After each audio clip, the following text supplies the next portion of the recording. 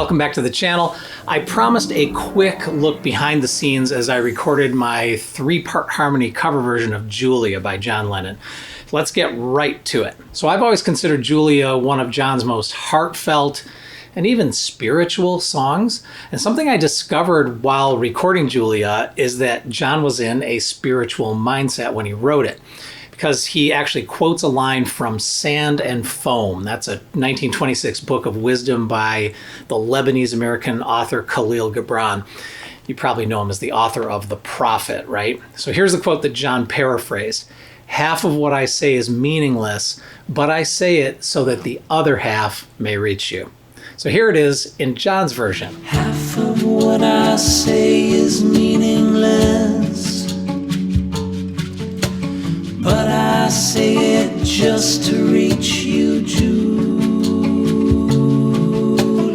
So as on most of my solo music, I sang, played, or programmed every track of Julia, and I'm going to let you in on exactly how I did it so you can apply these techniques to your own recording process if you want. Step one, I chose a tempo and produced the percussion.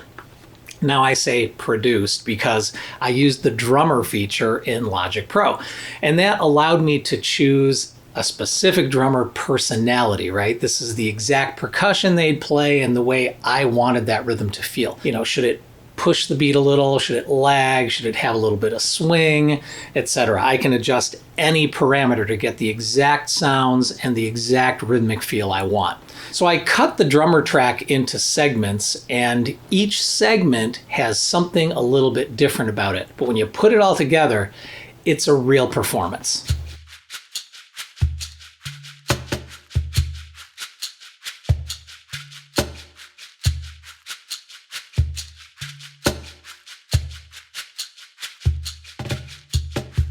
Step two, I recorded 2 acoustic guitar tracks. Now I wanted the skeleton of my version to be similar to John Lennon's. So I'm in the same key, capo at the 2nd fret, I'm playing the same picking pattern in pretty much the same tempo. But because my version really isn't about the guitars as much as the vocals, I decided to use a rubber bridge sound to make the notes decay quickly and leave a lot of room for the vocals. So I played my 1964 Gibson J50, partly because it has a mellow tone and partly because it has a nice low action, which is great when you're playing a lot of bar chords like this song has. So I wanted the sound of a rubber bridge, but I didn't want to replace my J50's actual wood bridge and bone saddle with rubber. So I did the next best thing, and I used one of the cheap, non-invasive ways that I discovered to emulate a rubber bridge sound. I explain them all in detail in this video.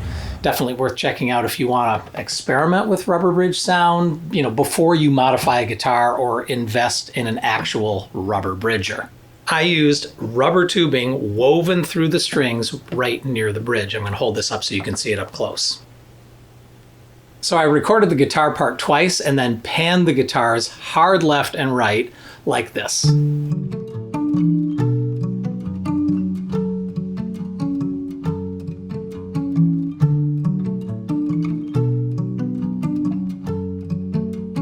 Then I also took one of the tracks and duplicated and processed it, sent it through an amp actually, just to kind of get some added vibes.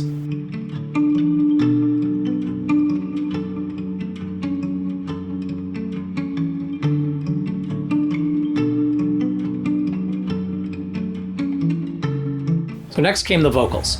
I planned to sing 3-part harmony because I really wanted to emphasize the unique and beautiful chords of this song. So if you watch my channel, you already know I love to layer and stack vocals into a 1-person choir. I actually did a 3-part video series on this topic. Starting right here in video 1, I shared my favorite artists who use that technique. And then in video 2, I showed how I built a 13-voice choir for my song 10,000 Flowers. And then in video 3, I showed how you can build a 1-person choir yourself. So check those out if you're interested. So in the case of Julia, I decided not to build a whole choir. It was definitely tempting, but I wanted to keep this intimate.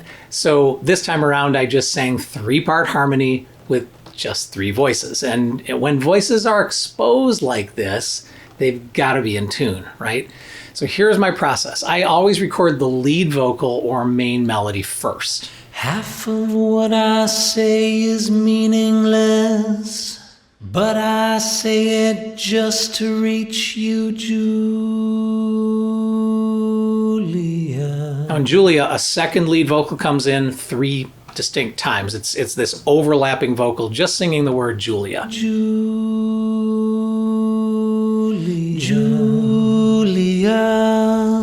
Okay, once you've got the lead recorded, it's up to you which harmony you record next. I decided to sing the lower part first just for clarity. Half of what I say is meaningless, but I say it just to reach you, Julia. And then finally, I added the high part. Here they are together. Calls me, so I sing a song of love, Julia. Now, am I a perfect singer? No way. So just to make sure all the harmonies locked in, I made some small tuning and timing adjustments using Logic's flex features.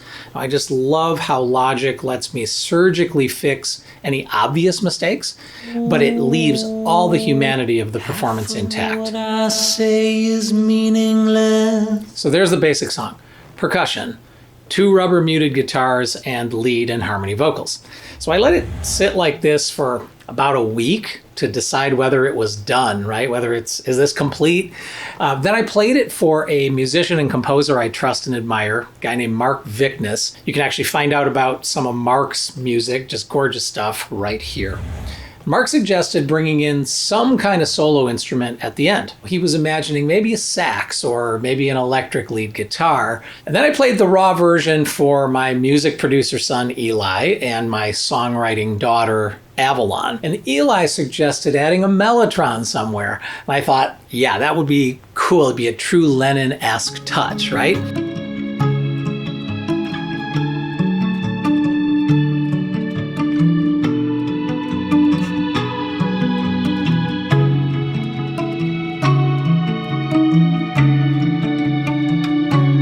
I also wanted to add some kind of backdrop atmosphere, and I thought of playing a pair of Nashville-tuned electric guitars. So they're an octave above a normal guitar, so they don't add any mud in the vocal range, and that was important this time around.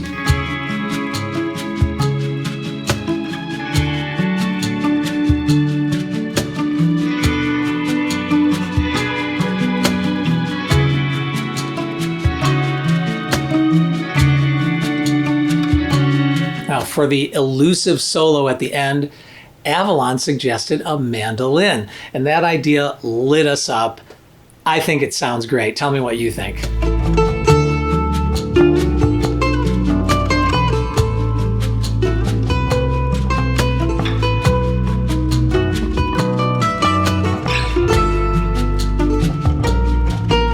And as a little finishing touch, I decided to add an electric bass part starting halfway through the song.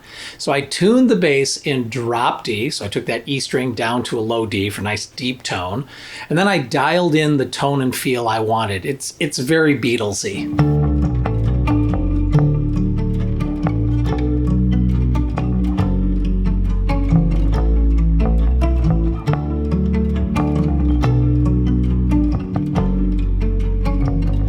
You know, adding that deep bass allowed me to EQ out some of the lows from the acoustic guitars and the vocals, and that made everything feel more clean and open. It was definitely a win-win. So here's an excerpt of the full ensemble sound. So I sing a song of love, Julia, Julia, Julia.